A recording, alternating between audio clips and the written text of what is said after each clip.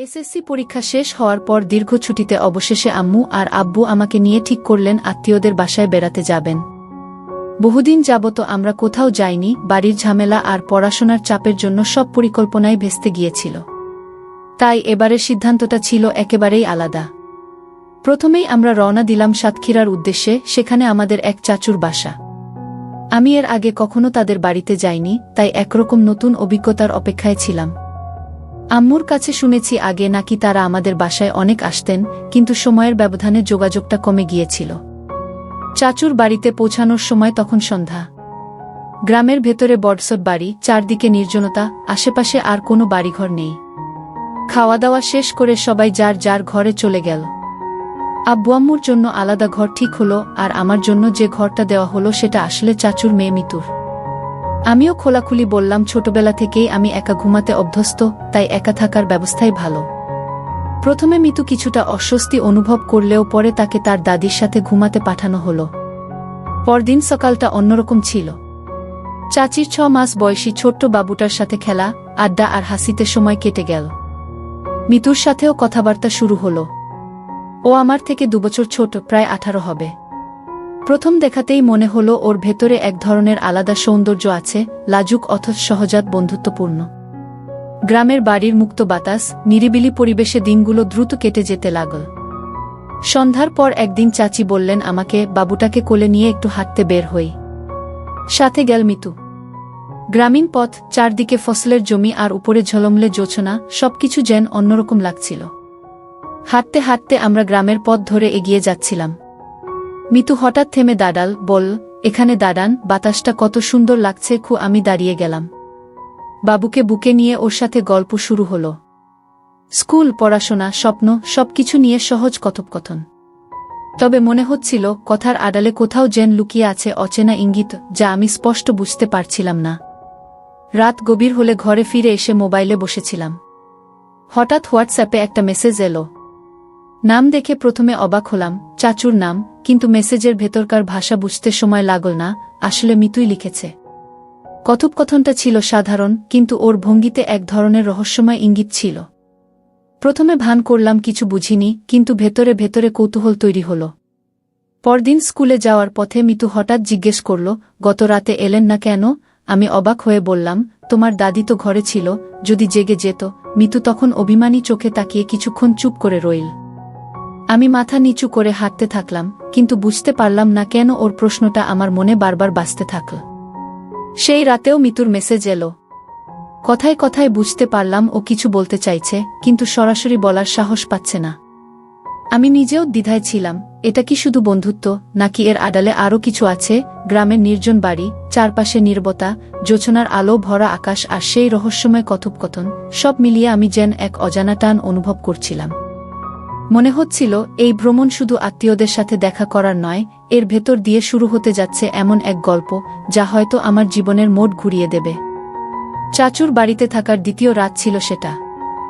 সারাদিন গ্রামের মাঠে হাঁটা, ছোট বাবুটার সাথে খেলা, আত্মীয়দের গল্প, সব মিলিয়ে সন্ধ্যার পর শরীর ক্লান্ত হয়ে পড়েছিল। আমি ঘরে শুয়ে মোবাইলে স্ক্রোল করছিলাম। হঠাৎ আবার সেই পরিচিত নোটিফিকেশন, হোয়াটসঅ্যাপে মেসেজ। নাম দেখে আবারও চমকে উঠলাম। এবারও চাচুর অ্যাকাউন্ট থেকে মেসেজ এসেছে, কিন্তু আমি ভালো করেই জানি ওটা মিতুই লিখছে। প্রথমে মিতু সাধারণভাবে কথা শুরু করল, ঘুমাইছেন নাকি? আমি উত্তর দিলাম, না, মোবাইলে বসে আছি। তারপর থেকে একের পর এক মেসেজ আসতে লাগল। কথোপকথন যত এগোতে থাকল, ততই মনে হচ্ছিল মিতুর ভেতরে লুকিয়ে আছে এক অদ্ভুত অস্থিরতা। কখনো ও বলে আজকে ঘুম আসছে না, কখনো আবার রহস্যময় ইঙ্গিত ছুড়ে দিয়ে চুপ করে যায়। আমি প্রথমে ভান করলাম কিছু বুঝতে পারছি না, কিন্তু সত্যি কথা বলতে কি, ওর প্রতিটা শব্দ আমার ভেতরে এক অদ্ভুত উত্তেজনা তৈরি করছিল। আমি বারবার নিজেকে বুঝিয়ে বলছিলাম, এটা আত্মীয়ের বাড়ি, এখানে বাড়াবাড়ি করা ঠিক হবে না। কিন্তু তারপরও মনে হচ্ছিল কিছু একটা ঘটতে যাচ্ছে। সেই টান, সেই অচেনা দোটানাটা আমার মনকে ঘিরে ধরছিল। পরদিন সকালে চাচি আবার আমাকে বললেন মিতুকে নিয়ে স্কুল থেকে ঘুরে আসতে। আমরা পাশাপাশি হাঁটছিলাম, দুজনের মধ্যে স্বাভাবিক কথোপকথন হচ্ছিল। হঠাৎ মিতু থেমে বলল, গত রাতে আমার মেসেজের জবাব দিলেন না কেন? আমি একটু মৃদু হাসলাম, উত্তর দিলাম, তোমার দাদি তো ঘরে ছিলেন, যদি জেগে যেতেন। মিতু মুখ ঘুরিয়ে চুপ করে রইল, যেন অভিমান করেছে। সেই নীরবতা আমার ভেতরে আরও রহস্য তৈরি করল। বিকেলটা মোটামুটি স্বাভাবিকভাবে কেটে গেল, কিন্তু রাতে খাওয়া শেষে আবার সব শান্ত হলে অচেনা এক অস্থিরতা আমাকে ঘিরে ধরল। মনে হচ্ছিল জানালার ওপাশে কেউ দাঁড়িয়ে আছে। হঠাৎ আবার ফোনের স্ক্রিন জ্বলে উঠল। এবার মিতু সরাসরি লিখল, দাদি আজকে তাড়াতাড়ি ঘুমিয়ে পড়েছে। আপনি কি এখনো জেগে আছেন? আমি এক মুহূর্ত ভেবে উত্তর দিলাম, হ্যাঁ জেগে আছি। তুমি ঘুমাও। সঙ্গে সঙ্গে রিপ্লাই এলো, সব বুঝি কিন্তু আপনি বোঝেন না। মাঝে মাঝে মনে হয় আমি যদি আপনাকে সব খুলে বলতে পারতাম। আমি কয়েক সেকেন্ড চুপ করে মোবাইলের স্ক্রিনের দিকে তাকিয়ে রইলাম। আমার বুকের ভেতর ধকধক করতে লাগল। এ কেমন ইঙ্গিত? মিতু কি সত্যিই আমাকে কিছু বলতে চাইছে, নাকি আমি ভুল বুঝছি? সেই রাতে অনেকক্ষণ আমাদের কথোপকথন চল। মাঝে মাঝে ও এমন সব কথা লিখে ফেলছিল যেগুলো পড়ে আমি স্তব্ধ হয়ে যাচ্ছিলাম। কখনো লিখছে, আপনি কি জানেন কিছু অনুভূতি লুকিয়ে রাখা যায় না। আবার কখনো লিখছে, আমি চাইলে কি আপনি একবার আমার সাথে দেখা করবেন। আমি মেসেজের উত্তর দিতে দিতে ভাবছিলাম, এটা কি সত্যিই হ্যাপেনিং, নাকি কিশোরী একটা মেয়ের আবেগ আর কৌতূহল। আমার মাথায় তখন হাজারো প্রশ্ন ঘুরছিল, কিন্তু তার থেকেও বেশি ঘুরছিল এক অজানা উত্তেজনা। মনে হচ্ছিল আমি এমন এক গল্পের ভেতরে ঢুকে গেছি যার শেষটা আমি নিজেও জানি না। ঘড়ির কাঁটা এগোতে লাগল। চারপাশে নিস্তব্ধতা, শুধু দূরে ঝিঙি পোকার ডাক। জানালার ফাঁক দিয়ে চাঁদের আলো ঘরে ঢুকছিল। আমি মোবাইলটা বালিশের পাশে রেখে শুয়ে পড়লাম, কিন্তু ঘুম আর এল না। মাথার ভেতরে ঘুরছিল কেবল একটাই নাম, মিতু। ওর চোখের দৃষ্টি, ওর অভিমানী মুখ আর সেই রহস্যময় কথাগুলো। আমি জানতাম কিছু একটা বদলে গেছে। এই ভ্রমণ আর আগের মতো স্বাভাবিক থাকবে না। আসছে দিনগুলো হয়তো আমার জীবনে এমন কিছু যোগ করবে যা আমি কোনোদিন কল্পনাও করিনি। চাচুর বাড়িতে আসার তৃতীয় দিনটা সকাল থেকে বেশ অন্যরকম কেটেছিল। মিতুর সাথে আগের দিনের কথোপকথন আমার মাথায় ঘুরছিল বারবার। মনে হচ্ছিল ও আমাকে কিছু একটা বোঝাতে চাইছে, কিন্তু সরাসরি মুখ ফুটে বলছে না। আমি ইচ্ছে করেই স্বাভাবিক থাকার চেষ্টা করছিলাম, যেন কিছুই বুঝিনি। কিন্তু সত্যি কথা বলতে কি, ভেতরে ভেতরে আমি নিজেও অস্থির ছিলাম। সেদিন সকালে চাচি আবার বললেন, বাবুটাকে কোলে নিয়ে একটু মাঠে হাঁটতে। সাথে গেল মিতু। আকাশে তখন রোদ, চারপাশে গ্রামের নির্জনতা, সবকিছু বেশ শান্ত।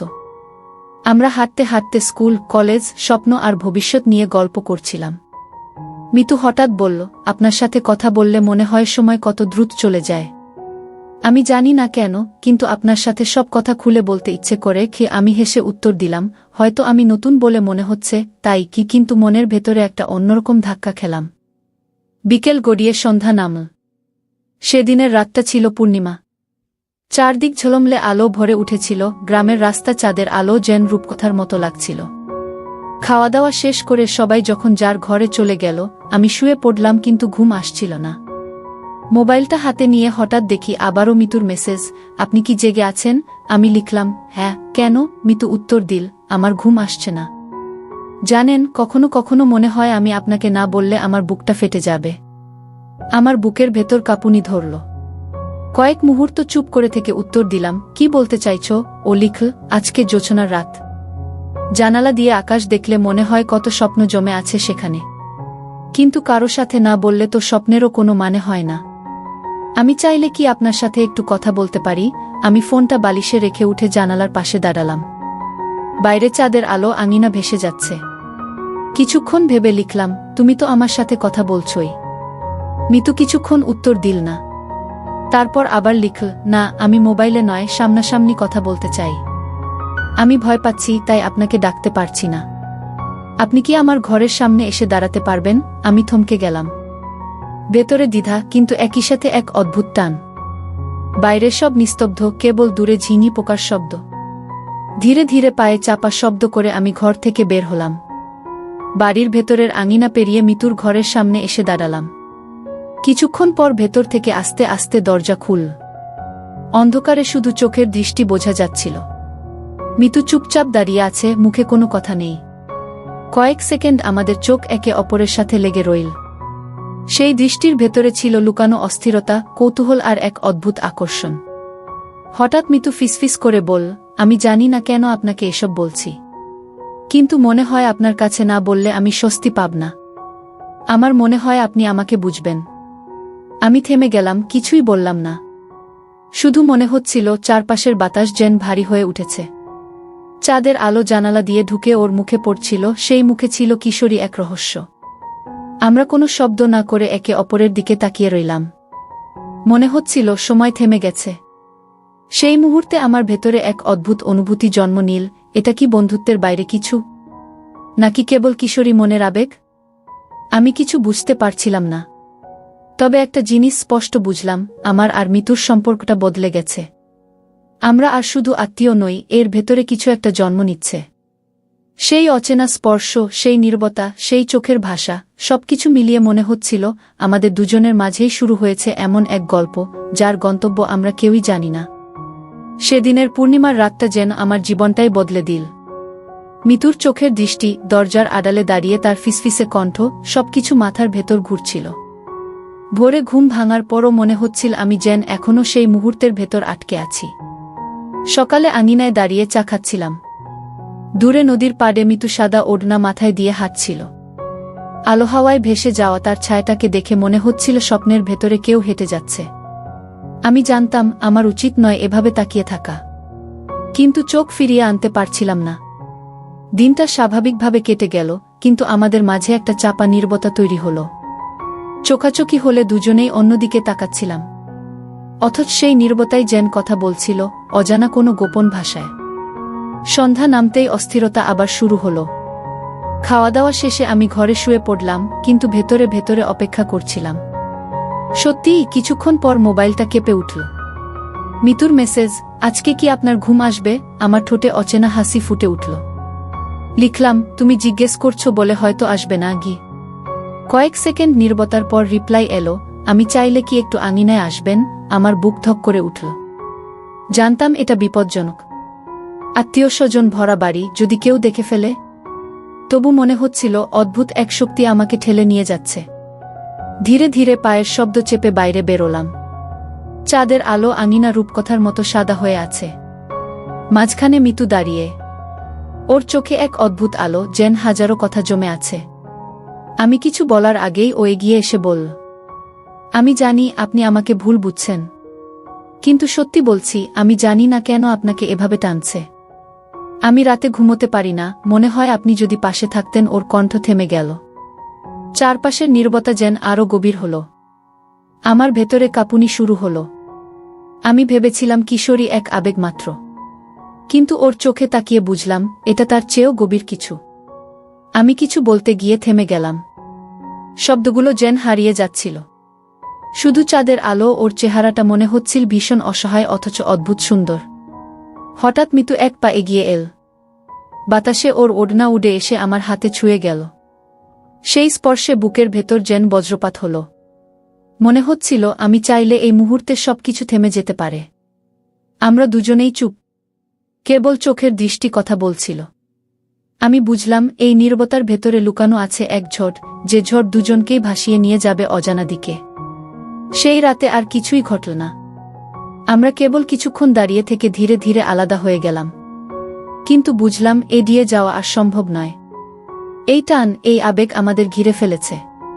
সামনে কি হবে আমি জানি না, তবে একটা জিনিস নিশ্চিত, আমাদের সম্পর্ক আর আগের মতো নেই। সেদিনের রাতের পর থেকে আমার ভেতরে এক অদ্ভুত অস্থিরতা তৈরি হল। মিতুর চোখের সেই দৃষ্টি, বাতাসে উড়ে আসা তার ওড়নার স্পর্শ, সব যেন বুকের ভেতরে গভীর দাগ কেটে গেল। আমি যতই নিজেকে বোঝানোর চেষ্টা করি এ কেবল আত্মীয়ের প্রতি মায়া বা সাময়িক আবেগ, ততই মনে হচ্ছিল আমি নিজেকেই মিথ্যে বলছি। পরদিন সকালে উঠেই দেখি মিতু বারান্দায় দাঁড়িয়ে আছে। রোদ তখনও পুরোপুরি ওঠেনি। ও চুপচাপ নদীর দিকে তাকিয়েছিল। আমি ধীরে ধীরে ওর পাশে গিয়ে দাঁড়ালাম। কোনো কথা না বলেই মিতু হালকা হেসে তাকাল, যেন আগের রাতের অদ্ভুত মুহূর্ত আমাদের মাঝে নীরব চুক্তি হয়ে গেছে। আমরা দুজনেই চুপচাপ দাঁড়িয়ে রইলাম। হঠাৎ মিতু বলল, আপনি জানেন আমি আগে কখনো কারো সাথে এভাবে কথা বলিনি। আমার ভেতরে কত কথা জমে আছে, কাউকে বলিনি। কিন্তু আপনার সাথে কথা বলতে গেলেই মনে হয় বুকটা হালকা হয়ে যাচ্ছে। আমি কিছুক্ষণ চুপ থেকে বললাম, তুমি কি ভয় পাও না? আমরা তো আত্মীয়। মানুষ যদি ভুল বোঝে। মিতু হেসে মাথা নিচু করল। তারপর আস্তে বলল, আমি জানি এটা ভুল, কিন্তু কখনো কখনো ভুল জিনিসও সত্যি মনে হয়। আমি যতই নিজেকে আটকাই পারি না। আপনি যদি চান আমি আর কাছে আসব না কি? তার চোখের কোণে তখন অদ্ভুত ভয় আর কান্নার ছায়া। আমার বুক কেঁপে উঠল। আমি মুখে কিছু বললাম না, কিন্তু ভেতরে বুঝলাম আমি চাই না ও দূরে চলে যাক। দিনের বাকি সময় আমরা দুজনেই একে অপরকে এড়িয়ে চললাম। কিন্তু রাত নামতেই সবকিছু বদলে গেল। খাওয়া দাওয়া শেষে আমি ঘরে শুয়েছিলাম। হঠাৎ জানালায় শব্দ হলো। আমি চমকে উঠে দেখি জানালার ফাঁক দিয়ে মিতু দাঁড়িয়ে আছে। তার চোখে তখন যেন হাজারো ঝড়। ফিসফিস করে বলল, আমি ঘুমাতে পারছি না। যদি একটু বাইরে আসেন। আমার হাত পা ঠান্ডা হয়ে গেল। জানতাম এভাবে বের হওয়া মানে বিপদ ডেকে আনা। তবু যেন এক অদ্ভুত শক্তি আমাকে ঠেলে দিল। আমি ধীরে ধীরে বাইরে বের হলাম। চাঁদের আলো উঠোন ভেসে যাচ্ছে। গাছের ছায়া মাটিতে রহস্যময় নকশা এঁকেছে। মিতু ঠিক মাঝখানে দাঁড়িয়ে। তার চোখে ভয়, কিন্তু একই সাথে অদ্ভুত সাহসও। আমি এগিয়ে গেলে ও আস্তে বলল, আপনাকে ছাড়া থাকতে পারি না। আমি জানি এটা বলা উচিত নয়, কিন্তু আমি আর থামাতে পারছি না নিজেকে। আমি স্তব্ধ। মাথার ভেতর ঝড় বয়ে যাচ্ছে। আমি বললাম, মিতু, আমরা যা করছি সেটা ঠিক নয়। ওর চোখ ভিজে উঠল, ঠোঁট কেঁপে উঠল। তারপর ফিসফিস করে বলল, ঠিক ভুল আমি জানি না, শুধু জানি আমি আপনাকে চাই। শব্দগুলো শুনে বুক কেঁপে উঠলাম। আর আমরা দুজনেই চুপ করে দাঁড়িয়ে রইলাম। চারপাশে শুধু ঝিঙি পোকার শব্দ, দূরে নদীর কলকল ধ্বনি। আমাদের দৃষ্টি একে অপরের সাথে আটকে গেল। সেই মুহূর্তে মনে হচ্ছিল পৃথিবীর সব নিয়ম, সব বাধা যেন মিলিয়ে গেছে। শুধু আছে আমি আর মিতু। আর সেই নীরবতার ভেতরে জন্ম নিচ্ছে এমন এক সম্পর্ক যা থেকে আর ফিরে আসা সম্ভব নয়। সেই রাতের নীরব মুহূর্তটাই যেন আমাদের সম্পর্কের মোড় ঘুরিয়ে দিল। মিতুর চোখের গভীর আবেগ আর সেই স্বীকারোক্তি, আমি আপনাকে চাই, এই কয়েকটা শব্দ বুকের ভেতর আগুন ধরিয়ে দিল। আমি যতই নিজেকে আটকানোর চেষ্টা করি, বুঝলাম আর কিছুতেই থামানো যাচ্ছে না। চাঁদের আলো দাঁড়িয়ে থাকা মিতু যেন এক অদ্ভুত মায়াবী ছায়া। বাতাসে তার ওড়না উঠছিল আর চোখ দুটো কেঁপে কেঁপে আমার দিকে তাকিয়েছিল। আমি ধীরে ধীরে এগিয়ে গেলাম। ও পিছিয়ে যায়নি, বরং নিঃশ্বাসের শব্দ আরও স্পষ্ট হয়ে উঠল। তুমি জানো না তুমি কি বলছো? আমি কাঁপা গলায় বললাম। মিতু মাথা নাড়ল, জানি। আর এটাই সত্যি। ওর ঠোঁট কেঁপে উঠল, কিন্তু দৃষ্টি একটুও ভাঙল না। আমি থমকে গেলাম। আমার ভেতরে তখন দুটো যুদ্ধ চলছিল, একদিকে দায়িত্ব, আত্মীয়তার বাঁধন, অন্যদিকে টান, আকর্ষণ আর অদ্ভুত এক তৃষ্ণা। আমি ঘুরে যেতে চাইলাম। বললাম, আমাদের এভাবে মেশা ঠিক হচ্ছে না। কিন্তু তখনই মিতু এগিয়ে এসে আমার হাত ধরে ফেলল। ওর হাত ছিল গরম, কাঁপছিল। সেই স্পর্শে বুকের ভেতর যেন বজ্রপাত হল। আপনি যদি আজ চলে যান আমি ভেঙে পড়ব। ওর চোখ ভিজে উঠল। তুমি এসব বলছো কেন? আমি কাঁপা কণ্ঠে প্রশ্ন করলাম। মিতু ফিসফিস করে উত্তর দিল, কারণ আমি আপনাকে ভালোবেসে ফেলেছি। চারপাশ হঠাৎ নিস্তব্ধ হয়ে গেল। কেবল নদীর কলকল ধ্বনি আর দূরের পোকামাকড়ের শব্দ শোনা যাচ্ছিল। মনে হচ্ছিল প্রকৃতি পর্যন্ত নিঃশ্বাস বন্ধ করে আমাদের দিকে তাকিয়ে আছে। আমার ঠোঁট শুকিয়ে এল, বুক ধড়ফড় করছে। আমি জানি একবার যদি পা বাড়াই আর ফেরার পথ থাকবে না। কিন্তু মিতুর চোখের গভীরে ডুবে যেতে যেতে সব ভয় মিলিয়ে গেল। আমি ধীরে ধীরে হাতটা শক্ত করে ধরলাম। মিতুর চোখে তখন বিস্ময় আর আনন্দ মিলেমিশে এক অদ্ভুত দীপ্তি। বাতাসে গরম উত্তাপ ছড়িয়ে পড়ল। মনে হচ্ছিল আমরা যেন নিষিদ্ধ এক জগতে প্রবেশ করছি, যেখানে কোনো বাধা নেই, শুধু অনুভূতির রাজত্ব। সেই মুহূর্তে প্রথমবার আমি বুঝলাম, এ কেবল আকর্ষণ নয়, এ এক অদ্ভুত আসক্তি, যেখান থেকে কেউই আর সহজে বের হতে পারবে না। সেদিনের রাতের পর থেকে মিতু যেন একেবারেই বদলে গেল। ওর চোখের চাহনিতে আর কোনো দ্বিধা নেই, যেন স্পষ্ট ঘোষণা, এ পথে এখন আর ফেরার পথ নেই। আমি ভেতরে ভেতরে অস্থির, ভয় পাচ্ছি, আবার একই সাথে এক অদ্ভুত টানও অনুভব করছি। যতই নিজেকে আটকাতে চাই, মিতুর এক ঝলক হাসি, এক ফোঁটা দৃষ্টি সবকিছু ভেঙে দেয়। সকালে উঠেই দেখি উঠোনে বসে চুল শুকাচ্ছে মিতু। রোদে তার ভেজা চুল চকচক করছে, কপাল বেয়ে পানি গড়িয়ে পড়ছে গালে। আমি জানি চোখ ফেরানো উচিত, কিন্তু পারলাম না।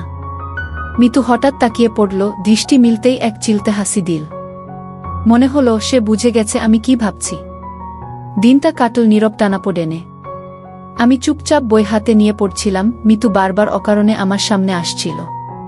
কখনো গ্লাসে পানি দেওয়া, কখনো খাবারের প্লেট বাড়িয়ে ধরা, প্রতিবারই হাত ছুঁয়ে যাচ্ছিল ইচ্ছে করেই।